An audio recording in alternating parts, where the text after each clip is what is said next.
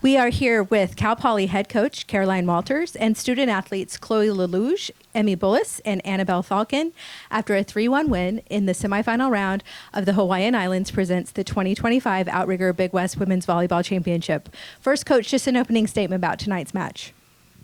An incredible set 3 of volleyball. I think one of the best sets probably of the whole season. I mean, Long Beach hit 500, we hit 515. That's fun volleyball, and both sides passing the ball well, attacking at high clips. I'm very proud of the way our serve-receive passers settled in. I think Long Beach is the best serving team in the conference, and they are aggressive from the service line. They push you off the net. I thought we responded very, very well as serve-receive passers. Very proud of these two attackers and my setter for what we did offensively, but again, just a lot of respect for Long Beach. We've had some really fun battles over the years, especially in this gym. So happy that it's over and happy to be on to the next tomorrow. We'll open it up to questions from the media. Please state your name and organization before asking a question. JD Beaudry, 22S Radio. Chloe, career night for you in kills, just new career highs all over the place. What was working for you? Yeah, we hit up this mic. Yeah, I don't know. I just think as a middle, I really rely a lot on setter and the passes, and I think both of that was there tonight, and so it really just helped me get those kills, I guess. Yeah. Bruce Coons, 22 West Media. Coach, 3 different players with 15 kills or more tonight. What allows your attack to be so dynamic with multiple options? The passing, first and foremost. To be able for her to make those decisions, we have to be able to pass well enough. But it has been something, we really got to reinvent our offense after last season. We were so blessed to have Tommy Stockham for as long as we did, and she killed so many balls for us, but at times everyone knew where that ball was going, and she would kill a lot of those balls still. But it is very fun to have a lot of different pieces where Emme can get really creative, and we can really design an offense not only for a season, but really match by match. I mean, having an experienced setter that trusts and listens to me and our game plan allows me to do a ton of research on our opponent, and she trusts the info I give her. She's really good about making great decisions, and we trust all of our attackers to have great nights for us, which a lot of them did. So yeah, it's nothing new. Our offense, to be able to hit this efficiently, has been pretty evenly spread the entire season. And I mean, 51 assists for you. What was the game plan going in that allowed you to have so much success? Yeah, I mean, we just offensively, we prepare scouts that are just, incredible. And, going in days before, every single day we're going over offensively what we want to do in a certain situation and that sort of thing. So just being able to have that game plan going in and then knowing what to do in certain situations, and having Caroline be able to look at what their defense is doing in certain situations just allows me to make good decisions in that situation. Taryn Rodriguez, host of Set Point on iSports Radio. This is a question for Caroline. You and I kind of talked about this in the first meeting with Long Beach, that feeding the middle was kind of working for you all. Was that kind of the game plan going in, and what made you want to feed Chloe as well as Charlotte more than the others?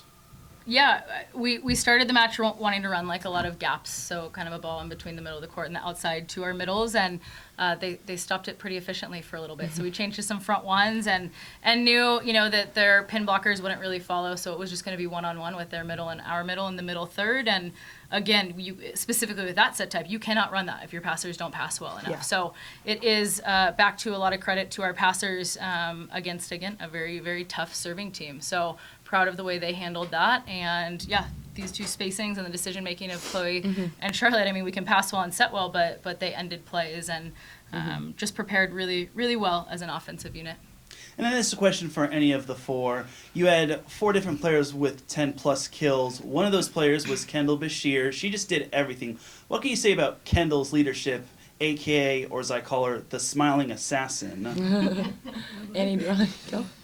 I think she just brings a lot of energy and a lot of passion to the court. She cheers so hard for her teammates, so hard in general, and it's just great to play next to her and really encouraging. Can I say something else? We were doing kind of gratitude practice earlier in the week, and I had her as one of my people to say what I was thankful for, and I just was really thankful for her emotionality. She's just puts so much emotion into everything she does, and I think that's just really inspiring for all of us too. Yeah, it's great. I will say one more thing about Kendall. We have a mindset coach that we work with, and she has leaned heavily into that, and I've just seen her become really consistent, like her presence, regardless of how she's playing, but truly because of it, I think she's become more consistent of an attacker, and specifically as a server. I mean, she rips that thing from the end line, and at the beginning of the season, she'd miss one pretty bad, and she'd take a lot off of it. And now it's like, if she misses one that next time around, she's hitting the next one just as hard. So she's put a lot of work into the mental side of the game just as much as the physical side.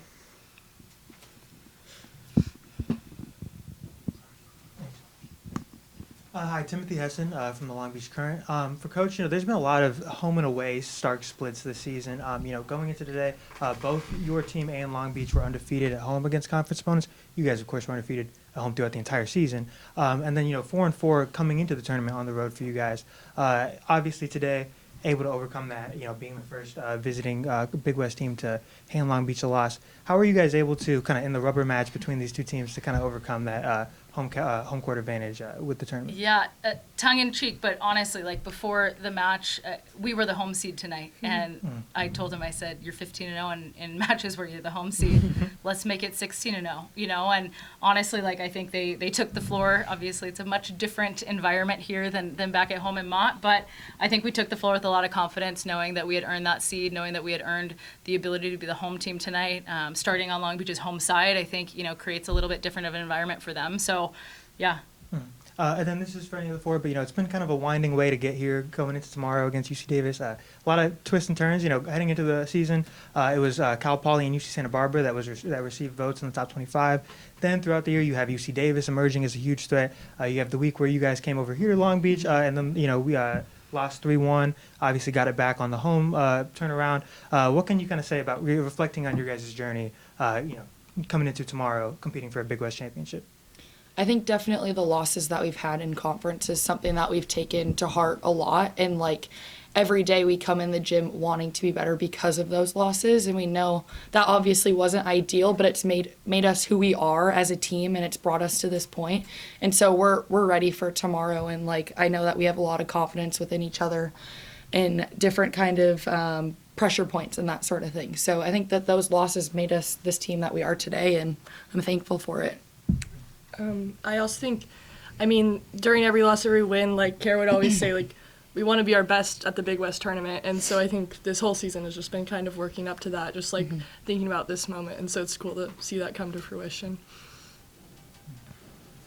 Matt from the 562. How do you guys just continue to build off this one going into tomorrow with a chance, to go dancing? And how do you kind of, obviously you guys are happy about this, but how do you guys kind of keep it going and push to, tomorrow and eventually, hopefully the NCAA tournament? Yeah, it's a fast turnaround, and something that I've thought about a lot, just the structure of this tournament.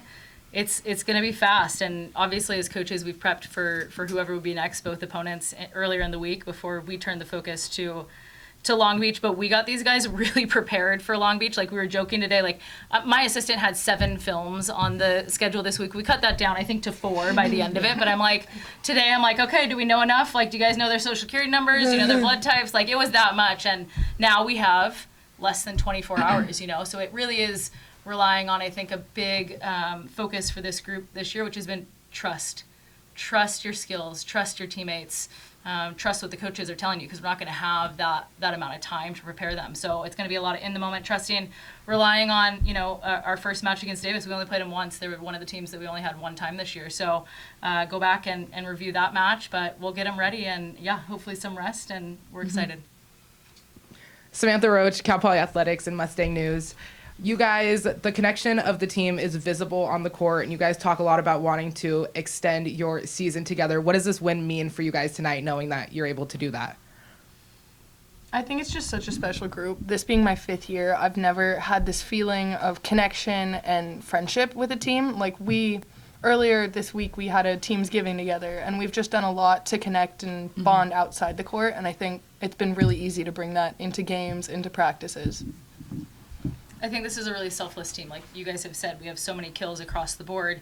It makes my job as a coach really easy, because it's not, all about one player, and I really don't have that on this team. I have a group of of 17 individuals that pours into each other. And, you know, that Irvine loss this past weekend, I think, was a blessing in disguise for us. Like, we went back and we had some reflection time as a group and really talked about the things that are important, that matter to us. And I think that had a big play in what happened and the way that we responded in tough situations tonight. And then when you guys are down like you were in that second set, how do you kind of shake that off and get the mindset back of we're in this to win it?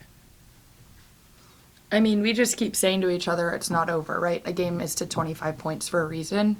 And so, like, ultimately, when we were down, we were just talking to each other, like, we're going to work to just get energy in 1 point at a time. And so, obviously, that energy built up, and we were able to get back into that set. So that was something that we showed each other that we can. And that was something that Caroline says to us all the time. And we know that we can do that. So a lot of energy got us there. Yeah, and you're still learning things this late in the season, too. Like, Yeah. I don't know how many, I don't think there have been very many. We were down by 9, I think, at one point. I don't know that we've come back and made a set that close. So you're learning that going into tomorrow. Like, you're down by a few. Hey, you came back and made that thing pretty close yesterday when down by a good margin. So, yeah, you're always learning lessons as you go through this. And I think these 3 and our entire group have been great about that through the whole season. Wanted to ask you with a back-to-back performance into the finals, but last year you came down short-handed, and all of you were on that roster. But you're so successful in your plug-and-play offense, even with the injuries that you suffered in that semifinal. But what are your thoughts going into the final now that you're, in a sense, fully loaded? Yeah. I'm like, let's go. That's all that I have to say. I don't know. Yeah. I mean, we're here for a reason. I've been here for 5 years. Annabelle's been here for 5 years. Like, we stayed with this program because we believe in it, and this is everything we wanted. So, yeah. I'm Zachariah Perez, Beach TV News. Coach, talk to us. What does it mean for you to have the fans travel, and what's your message to your fan base? You know, we know Cal Poly traveled very, very well tonight. Yeah, we call it Mount Magic back at home, and 15-0 and the nation's longest home winning streak. I've been a part of 2 of those over my 17 years, and it's a really special thing. These kids' families are really important to them, and they're really important to us. And, you know, I'm lucky to have my wife and 2 kids here, and to have these guys be 17 babysitters for them. And we gave them a good chunk of time yesterday to go spend with their families. Family's very important to us in this program, and I think it's felt on both sides, and it's why a lot of their family and friends choose to come support us. So, yeah, Mustang Nation, let's do this one more time tomorrow night. Also, shout outs to our practice boy Marcus. He came all the way here from the Bay Area. That was sweet. We had some practice guys here that graduated too. Anything else? Cal Poly advances to play UC Davis in the championship match on Saturday at 5 o'clock. We'll see you tomorrow. Perfect. Thank